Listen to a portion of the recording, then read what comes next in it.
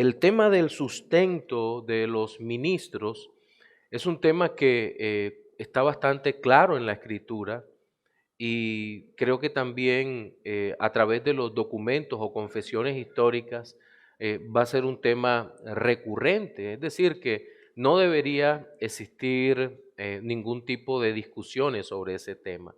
No obstante, digamos que en el presente se ha tergiversado esto muchísimo debido a la aparición de los ambiciosos ministros de la prosperidad que no entienden la diferencia entre ser sustentado y el ansia de ser ricos a través del Evangelio. Ahora bien, muchos hombres a través de la historia han beneficiado a la iglesia, aun siendo hombres humildes en su condición económica. El Señor los ha bendecido tanto que han podido ayudar a la iglesia. Por ejemplo, no sé si usted sabía el caso de Charles Spurgeon, que de las ventas de sus libros no entraban a sus cuentas, sino a la iglesia. Y al entrar esto, él alguna vez le comentaba a su esposa, a Susannah Spurgeon, diciéndole, estoy muy contento porque las ventas de los libros han ido bien y yo he dejado de ser una carga para la iglesia. Lo decía un pastor con las cualidades, con las calificaciones que tenía tal vez uno de los hombres más claros en la historia. Pero encontramos otros, a veces, unas contradicciones en las mismas iglesias, como cuentan que alguna vez un pastor con 11 hijos se presentó delante de la iglesia, una iglesia congregacional, y les pidió aumento de sueldo porque estaba en algunas dificultades y la iglesia decidió votarlo. El nombre de aquel pastor era Jonathan Edwards, la mente más brillante de los Estados Unidos y uno de los hombres más piadosos que pudiéramos decir que apareció en este periodo puritano. Entonces, la Escritura, por su parte, nos presenta textos muy claros y nos habla sobre esto que tiene que ver con el sostenimiento de los pastores. En nuestro sermón de hoy vamos a hablar nuevamente en defensa del ministerio, parte 2, y el texto que va a servir como base para nuestro sermón se encuentra en 1 Corintios 9, del 13 al 18. 1 Corintios 9, del 13 al 18. Dice la palabra del Señor: ¿no sabéis que los que trabajan en las cosas sagradas comen del templo y que los que sirven al altar del altar participan? Así también ordenó el Señor a los que anuncian el Evangelio que vivan del Evangelio. Pero yo de nada de esto me he aprovechado, ni tampoco he escrito esto para que se haga así conmigo, porque prefiero morir antes que nadie desvanezca esta mi gloria. Pues si anuncio el Evangelio, no tengo por qué gloriarme, porque me es impuesta necesidad, y ay de mí si no anunciar el Evangelio. Por lo cual, si lo hago de buena voluntad, recompensa tendré, pero si de mala voluntad, la comisión me ha sido encomendada. ¿Cuál pues es mi galardón? Que predicando el Evangelio, presente gratuitamente el Evangelio de Cristo para no abusar de mi derecho en el Evangelio. Este texto es simplemente maravilloso, es una continuación de todo lo que Pablo ha venido hablando sobre los derechos de un apóstol, pero también debemos recordar el contexto. Pablo está probablemente respondiendo una carta en donde se habían quejado porque un grupo de personas hablaban incluso sobre si Pablo era o no un verdadero apóstol y si debía o no recibir de parte de la iglesia una ayuda económica, o no solo ayuda económica, sino un salario por su servicio que prestaba en Corintio en aquel momento. Tres ideas básicas se encuentran en el texto. La primera de ellas vamos a ver una defensa del ministerio desde la ley y el evangelio. Se van a dar cuenta los más observadores que voy a empezar de forma inversa como lo hice en el último sermón. Van a ser los mismos 3 puntos, pero de forma inversa. Voy a empezar por donde terminé la vez anterior. ¿Por qué? Porque la estructura del texto probablemente es quiástica, es decir, que hay una idea principal y luego vuelve y regresa presentando la misma idea y en donde todo lo importante tiene que ver con el evangelio que está justo en la mitad. Entonces, ahora vamos a ver en primer lugar una defensa partiendo desde la ley y el evangelio, pero luego va a venir una defensa lógica y finalmente va a haber una defensa basada en el llamado. La vez pasada lo hicimos al inverso, esta vez lo vamos a hacer así. Entonces, vamos a iniciar justamente hablando sobre esta defensa, en este caso del sostenimiento, basado en la ley y en el evangelio. Miren, el primer aspecto, Pablo inicia con una pregunta amplia, una pregunta que tiene varios puntos. En primer lugar, le dice a los corintios, ¿no sabéis que los que trabajan en las cosas sagradas comen del templo? Es evidente que los corintios habían sido instruidos en el conocimiento de las cosas sagradas. Me refiero a cómo funcionaba el templo, cómo eran las órdenes sacerdotales y las órdenes levíticas. ¿Por qué? Porque esto tiene importancia cuando vamos a hablar de la ley y cuando lo vamos a contrastar con el evangelio. Esto tiene importancia, pero también tiene una importancia tipológica, como se ha expresado muchas veces. Todas aquellas cosas apuntaban hacia Cristo. Los sacrificios, las ofrendas, apuntaban a la obra de Cristo. Todo esto de manera maravillosa. Pero el tema aquí principalmente que nos interesa es que Pablo está diciendo, ustedes no saben, ¿acaso no fueron instruidos? Claro que fueron instruidos. Ustedes conocen que los que trabajan en las cosas sagradas comen del templo. Creo que hay una división a propósito en Pablo. ¿Y los que sirven al altar, del altar participan? No. La respuesta es sí. Sí sabemos cómo se hacía en la antigüedad, cómo se hacía aún en el templo que estaba en Jerusalén en ese momento, pues no había sido todavía destruido.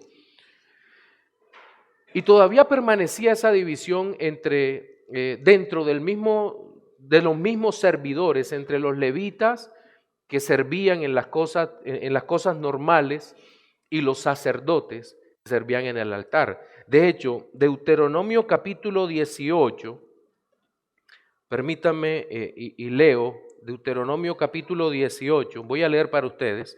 Desde el 1 en adelante empieza diciendo, los sacerdotes levitas, es decir, toda la tribu de Leví, no tendrán parte ni heredad en Israel de las ofrendas quemadas a Jehová y de la heredad de él comerán.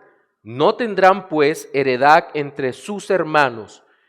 El Señor es su heredad como él les ha dicho. Y esto será el derecho de los sacerdotes de parte del pueblo, de los que ofrecieren en sacrificio buey o cordero, darán al sacerdote la espaldilla, las quijadas y el cuajar, etcétera, etcétera. Y luego viene una amplia descripción.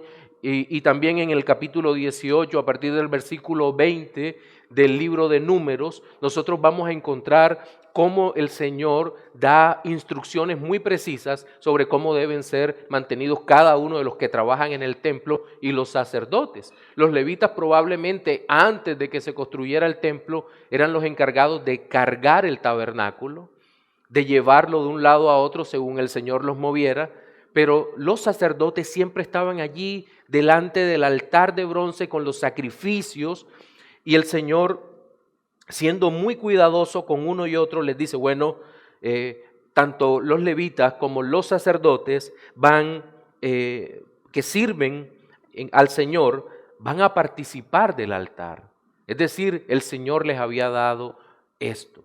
Y aquí hay un contraste bien interesante con el templo de los paganos, porque digamos que en el templo pagano, los sacerdotes de los ídolos o de los dioses paganos usaban las ofrendas que les daban, no para el sostenimiento, sino para enriquecerse, para sus propios deleites, para ser ostentosos y mostrarle a los demás que ellos tenían más.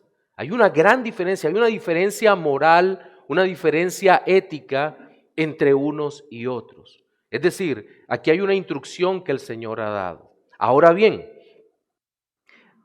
en el versículo 14, Pablo usa un conector y llama la atención porque por lo general nosotros hacemos una separación, una división entre pactos. Antiguo pacto, nuevo pacto, porque existe. Y con todo el respeto de nuestros hermanos que crean en un solo pacto con dos administraciones, nosotros pensamos, entendemos por la Escritura que realmente hay dos pactos, por algo se llama el nuevo pacto. Y en este nuevo pacto nosotros vemos que no obstante el apóstol Pablo hace una conexión y dice, así también ordenó el Señor, es decir, de la misma manera que, es decir, aquí hay una continuidad en un principio. No está diciendo que hay una continuidad pactual, porque un pacto ha terminado cuando Cristo vino, cuando nuestro Señor realizó su obra, murió en la cruz del Calvario, fue sepultado, resucitó al tercer día y se levantó con poder ascendiendo a los cielos 40 días después. Pero hay un asunto de continuidad de principios. Y es que así también ordenó el Señor, el Dios hecho hombre, ahora está dando una instrucción muy precisa a su pueblo y les dice, a los que anuncian el Evangelio, que vivan del Evangelio. Miren lo que está diciendo, así como los sacerdotes, como los levitas, trabajaban y participaban y eran sostenidos, de la misma forma, los que anuncian el Evangelio, vivan del Evangelio. Antes de seguir adelante con cualquier aplicación y unos temas hermenéuticos que son importantes que consideremos, Mateo capítulo 10, en Mateo capítulo 10, esta es la misión de los 12, nosotros vemos que el Señor Jesucristo le dice a los 12 que envía, ni de alforja para el camino, ni de 2 túnicas, ni de calzado, ni de bordón, porque el obrero es digno de su salario. Y luego en Lucas capítulo 10, y el versículo 7, y esta es la misión a los 70. Sí, hay un paralelo de ideas, de palabras, pero es una misión ahora de los 70, no es de los 12. El Señor está diciendo en 10:7, y pasad en aquella misma casa comiendo y bebiendo lo que os den, porque el obrero es digno de su salario. No os paséis de casa en casa. Y luego en las epístolas vamos a encontrar en Gálatas capítulo 6, versículo 6, que el apóstol Pablo, también es un escrito paulino esta vez, complementando lo que está en Corintios, el que es enseñado en la palabra haga partícipe de toda cosa buena al que lo instruye. Entonces encontramos esta maravillosa realidad, y es que los ministros del Evangelio pueden vivir del Evangelio sin ningún tipo de problema. De hecho, cuando venimos a nuestra historia de los últimos 4 siglos, sí, o 5 siglos, vamos a encontrarnos con que los bautistas en su confesión de fe, en su segunda confesión de fe de Londres de 1689, nuestra confesión, en el capítulo 26 y en el párrafo 10, dice que así como los ministros se ocupan de la predicación, la iglesia deben ocuparse de los ministros conforme a las posibilidades de la iglesia. Y es una maravillosa enseñanza para el ministro del Evangelio. Ahora bien, pero aquí viene una reflexión que no es simplemente una aplicación, sino que es una reflexión muy profunda teológica basada en lo que el mismo texto nos presenta. Porque es cierto que el versículo 14 nos dice que el Señor ha ordenado que los que anuncian el Evangelio vivan del Evangelio. Pero hay un problema, que no todos los que se dicen ministros del Señor anuncian el Evangelio. Y tenemos que decirle a toda persona, a todo hombre que se para en un púlpito a enseñar, pero no enseña a Cristo, que tú no puedes recibir dinero de la iglesia porque no enseñas el evangelio. Así de sencillo. Eso es lo que enseña la palabra de Dios. No puedes, para que te puedan pagar por el evangelio, aunque el evangelio es gratis, tienes que enseñar el evangelio. ¿Pero qué es el evangelio, pastor? Bueno, podemos decir inicialmente que no es enseñar que Dios enriquece a todo el que da diezmos, o que Dios enriquece a todo el que da ofrenda, o el que está bien con el pastor, o algo por el estilo. Eso no es el evangelio. O que el Señor es aquel que te ayuda a conseguir todo aquello que tiene tu corazón y tu mejor empleo y tu mejor vida ahora. Y todo este tipo de cosas mundanas que no tienen, insisto, nada que ver con la verdadera palabra del Señor. Providencialmente, en la misma carta a los Corintios, capítulo 15, nos dice el apóstol Pablo qué es el evangelio, para que nosotros tengamos claro qué es el evangelio. 15:1 dice en adelante: además os declaro, hermanos, el evangelio que os he predicado, el cual también recibisteis, en el cual también perseveráis, por el cual asimismo, si retenéis la palabra que os he predicado, sois salvos, si no creísteis en vano. Porque primeramente os he enseñado de lo que asimismo recibí. Aquí está, que Cristo murió por nuestros pecados conforme a las Escrituras, y que fue sepultado y que resucitó al tercer día conforme a las Escrituras. Ese es el evangelio. Si un sermón no tiene el evangelio, simplemente no es sermón, no es palabra de Dios, y puede usted ignorarlo con toda la libertad, porque eso será cualquier cosa menos el evangelio. El evangelio no es motivación para hacernos sentir mejor. Dios nos libre a los que predicamos a Cristo simplemente que usted se sienta bien consigo mismo. No, en el evangelio hay una carga poderosa en donde llamamos a los hombres para que se vuelvan a Cristo, para que dejen sus prácticas pecaminosas y corran a los brazos del Salvador. Eso es lo que es el evangelio realmente. Pero si los hacemos sentir bien y le decimos que en la medida que está prosperado, entonces van a ser felices, no les estamos anunciando en realidad que el verdadero evangelio. Pero el problema para esos hombres es que no deberían cobrar un peso por hablar lo que hablan. Ese es el sentido. Ahora bien, aquí Pablo ha hecho una defensa basada en la ley y el evangelio sobre el sostenimiento de los ministros del evangelio. Él era un apóstol del Señor, era un ministro. Pero luego va a volver al tema lógico, al tema racional, y a partir del versículo 15 hay una serie de declaraciones maravillosas haciendo una defensa sobre el sostenimiento que él podía recibir. Dice: pero yo de nada de esto me he aprovechado, ni tampoco he escrito esto para que se haga así conmigo, porque prefiero morir antes que nadie desvanezca esta mi gloria. Y vamos a ir en orden tratando de desglosar todas las ideas que están allí. Pablo les advierte a sus atacantes diciéndoles: miren, yo no estoy escribiendo para que la iglesia ahora corra a darme dinero porque yo tengo derechos a recibir esto. No estoy escribiendo para que ustedes me empiecen a mantener. No, en ninguna manera. Porque, y aquí hay una emoción muy profunda, la mayoría de los comentaristas, Hendrickson, Trechard, Matthew Henry, Charles Ehrman, aún la Biblia de la Reforma, son cuidadosos en decir: miren, aquí hay una emoción tan profunda de Pablo que parece que la idea quedara con puntos suspensivos. Prefiero morir antes que puntos suspensivos. ¿Y por qué? Había una emoción, una mezcla de emociones profunda en él, en donde dice: yo no me he aprovechado de esto. Ahora, mire, uno trata de pensar, leyendo el libro de los Hechos, el ministerio de Pablo y su estadía en Corinto. ¿Usted sabe lo difícil que es coser una carpa gruesa? ¿Cómo tendría los dedos Pablo? Yo cada vez que pienso en costura, en coser, no puedo evitar acordarme de mi abuela. Siempre que rompía el uniforme, llegaba y le decía, ma, cóseme ahí. Y ella con ese amor hacía eso y luego cuando terminé el colegio volvía y lo hacía.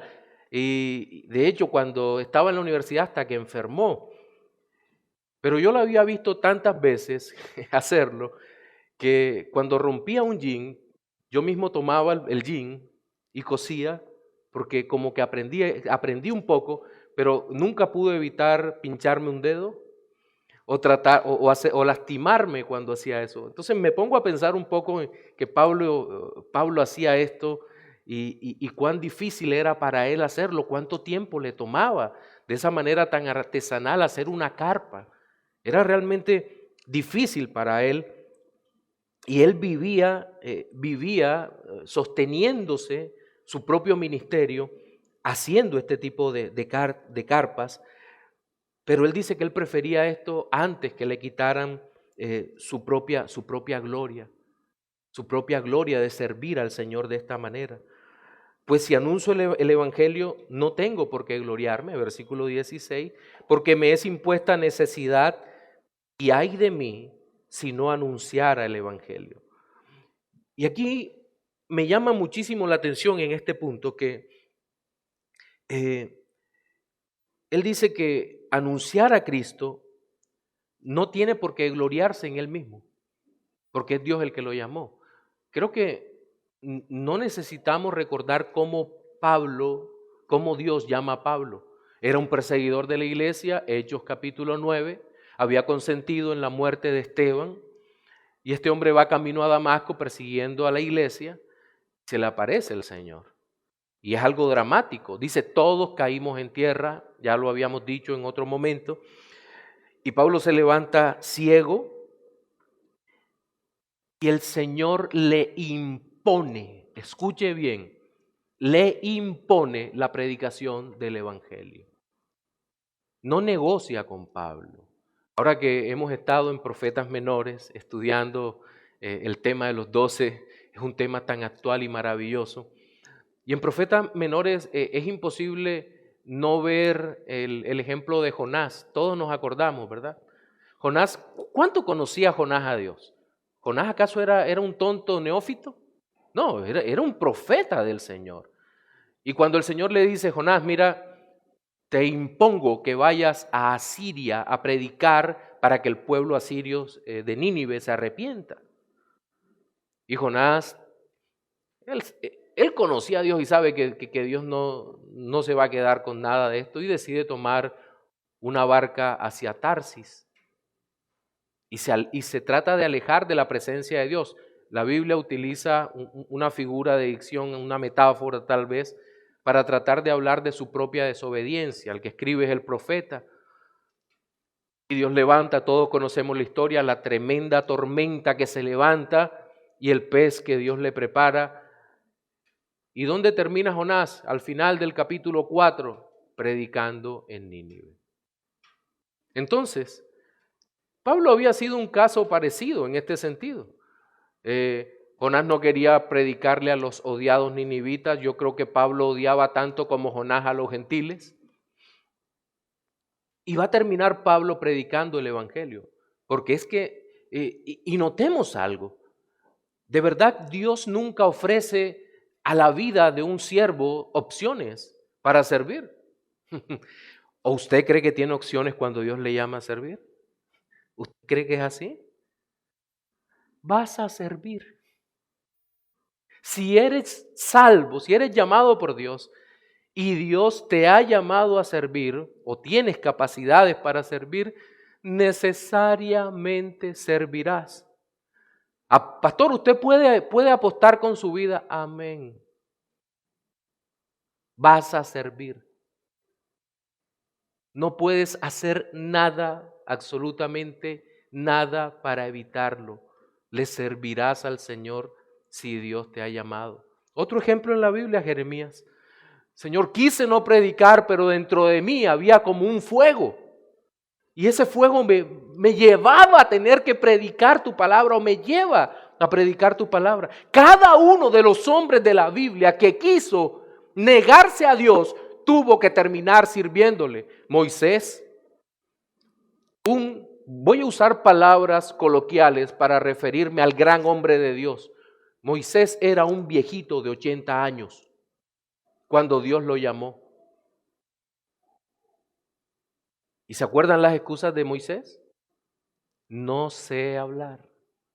No importa, tu hermano Aarón sí sabe, y él va a ser, tú vas a ser Dios para Faraón y él va a ser profeta.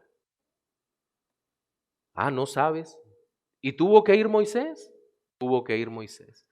Moisés no trató de buscar una incapacidad médica o una incapacidad psiquiátrica. Y dijo, Señor, es que me siento acosado por ti. No, tuvo que ir a prestar el servicio al cual Dios le había llamado.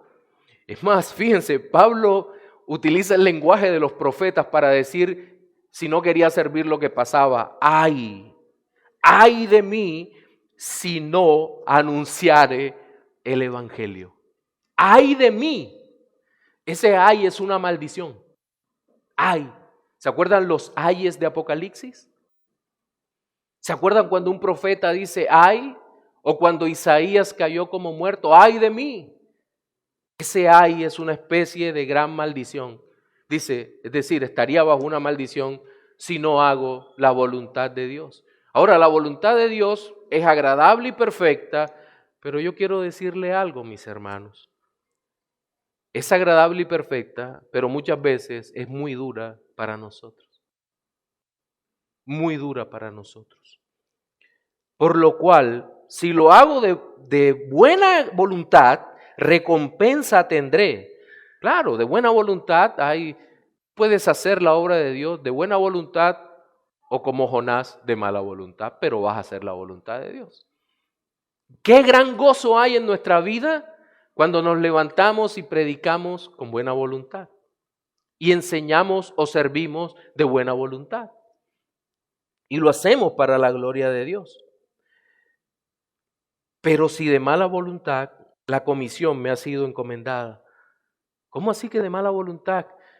Insisto, esto no era un trabajo, Pablo no metió una hoja de vida diciendo, voy a meter una hoja de vida a recursos humanos en el cielo para ver si soy admitido como apóstol. En ninguna manera. Dios se le aparece y le da una comisión. El término que utiliza allí es mayordomía. ¿Sabe lo que estaba haciendo Dios? Con él y con cualquiera de los profetas y hombres de Dios, Dios lo estaba constituyendo en un ilustre esclavo de él para que sirviera. ¿Sabe usted cuál es el poder de opinión que usted y yo tenemos cuando Dios nos llama? Cero. Cero. Por eso a veces usted, y permítanme usar un ejemplo cotidiano, cuando el pastor Oduber y yo hablamos sobre los que sirven, y a veces vemos que alguna persona quiere evadir el servicio militar al Señor, no nos ve rabiosos con ellos ni nada por el estilo. Decimos como, déjalo. Déjalo. ¿Por qué? Porque vas a servir. ¿Por qué? Porque te es impuesta comisión, mayordomía. Dios te escogió para salvación, para hacerte libre del pecado, libre del diablo, libre del mundo, pero te escogió para ser suyo, esclavo de Dios. Seguramente algunos, no sé si acá o los que nos ven a través del video, se va a sentir tocado. El pastor dice que soy esclavo, si eres esclavo del Señor, porque si no, no eres salvo. Pero tendrás que servir al Señor. ¿Por qué? Porque te es impuesta una comisión. Has sido escogido por Dios por la voluntad divina, te ha comisionado para servirle. E insisto, vas a servir. Pero la última parte de la defensa que el Señor hace se basa en el llamado, ya en el versículo 18. Dice, ¿cuál pues es mi galardón? Predicando el Evangelio, presente gratuitamente el Evangelio de Cristo para no abusar de mi derecho en el Evangelio. Conecte esto con el versículo 1. No soy apóstol, no soy libre, no he visto al Señor, a Jesús el Señor nuestro, no sois vosotros mi obra en el Señor. Y ahora nuevamente el apóstol Pablo va a regresar sobre mi derecho como apóstol, es lo que está diciendo.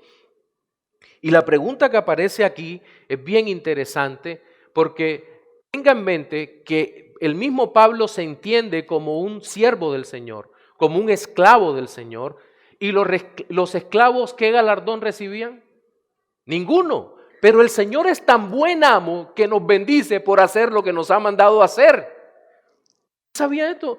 El Señor no tiene ninguna obligación con ninguno de nosotros de bendecir nuestra vida por servirle. Y sin embargo lo hace. ¿Cuánta bondad hay en Él? ¿Cuál pues es mi galardón? Y alguno dirá, Pablo tiene que estar totalmente loco para que este sea su galardón. Mire lo que dice, escuche. Que predicando el Evangelio, presente gratuitamente el Evangelio de Cristo. Le estaba diciendo a los que lo habían acusado continuamente, miren, Dios me ha concedido que el Evangelio de la gracia yo la predique gratuitamente a vosotros. Ese es mi galardón.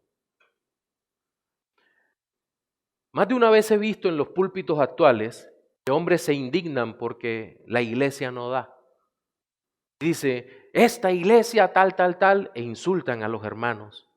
Muchos de ellos tienen buenos corazones, como ustedes, generosos, pero estos hombres se indignan porque la iglesia no da, pero no da es para sus propios deleites. En ese sentido parecen sacerdotes de templos impíos. Y yo pregunto, ¿por qué razón estos hombres no hacen lo que hizo Pablo? La excepción apostólica que él pudo tomar, que hizo con toda libertad. Como la iglesia no da, entonces yo por maldad no voy a recibir recursos de la iglesia. ¿Usted sabe cuántas veces he visto eso? Nunca. Nunca. ¿Por qué? Porque no son verdaderos siervos del Señor. Pero sí he visto hombres de Dios que se han acercado a sus tesoreros y les han dicho, no hay para tal cosa, sí, tranquilo, págame después. Si hay, págame después. Y son hombres muy necesitados. Los he conocido en todo lugar. ¿Que son pocos? Sí. Ahora, ¿Pablo está diciendo que todos los ministros hagan esto? No. Es una excepción y es lo que él está diciendo acá. Que predicando el Evangelio, presente gratuitamente el Evangelio de Cristo. ¿Para qué? Para no abusar de mi derecho en el Evangelio. Y aquí es la séptima vez que en estos pocos versículos se repite la palabra Evangelio. Mi derecho en el Evangelio. Él mismo constituyó a unos apóstoles, a otros profetas, a otros evangelistas, ministerios que hoy no están vigentes, a otros pastores y maestros, para edificar a los santos. Entonces, este hombre entendía cuál era el derecho, pero no quiero abusar. Decía, no quiero abusar. ¿Para qué? Para que nadie pueda hablar. Como aparece en el versículo 12, pero no hemos usado de este derecho, sino que lo soportamos todo por no poner ningún obstáculo al Evangelio de Cristo. Entonces, el asunto aquí era que el Evangelio pudiera predicarse y aún estos hermanos que más que débiles, y tal vez no sé si eran hermanos, pero que estaban atacando el apostolado de Pablo, no tuvieran ni una sola excusa en la cual escudarse para no recibir el Evangelio de Cristo y para que no hubiese tropiezo en él. Cuán grande manifestación de piedad de un hombre regenerado por Dios y al servicio del Evangelio de Cristo. En nuestro sermón dominical de hoy vimos 3 aspectos relacionados con la defensa del Evangelio, en este caso, en la defensa del ministerio, en este caso, el sostenimiento del ministro. Y el primero tiene que ver con una defensa de la ley y el Evangelio, el segundo es una defensa lógica y en tercer lugar, una defensa partiendo del llamado. Aplicaciones. Primero para los no creyentes.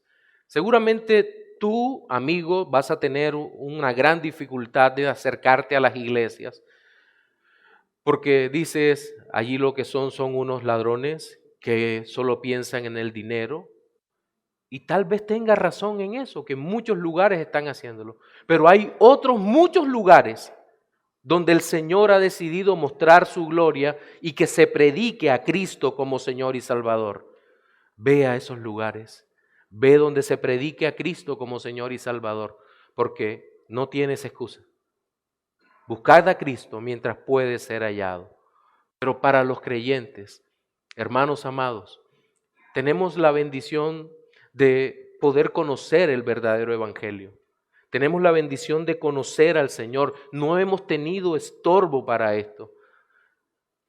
Y no solo hemos conocido al Señor, sino que Dios nos ha llamado a servir. A los que Dios ha llamado a servir. Mis hermanos, no se tarden. Vengan, corran a los pies de Cristo a servir. Así como el necesitado de salvación debe correr a los pies de Cristo para salvación y vida eterna, el Hijo de Dios debe correr a los pies de Cristo para servir. Amén.